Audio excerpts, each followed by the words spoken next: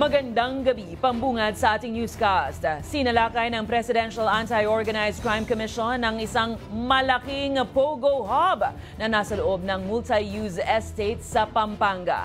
Nasagip ng mga otoridad ang humigit sa 150 mga dayuhan at halos 30 mga Pinoy. Ang ilan, biktima pa umano ng torture at iba pang pang-aabuso. May balitang A to Z si Kim Salinas.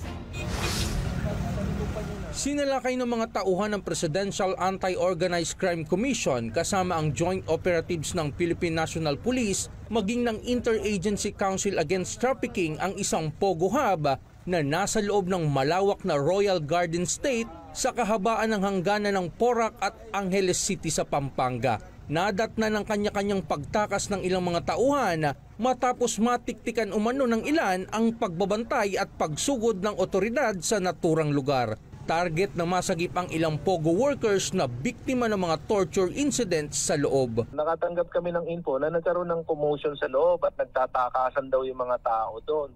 So ang ginawa namin, yung ibang tao, out of those rescued nga namin, meron kaming dalawang victims ng pananakit na iniimbestigahan na rin namin. Both are Chinese. Napag-alaman na nag-ooperate ang Lucky South 99 ng walang kaukulang lisensya mula sa PAGCOR. Tumatakas doon, nakakuha kami ng 128 na Chinese, tapos may mga Malaysian pa, may taga-Myanmar, and then may mga Vietnamese at may mga Pilipinos din na tumakas din palabas doon sa Pogo Hub na yon.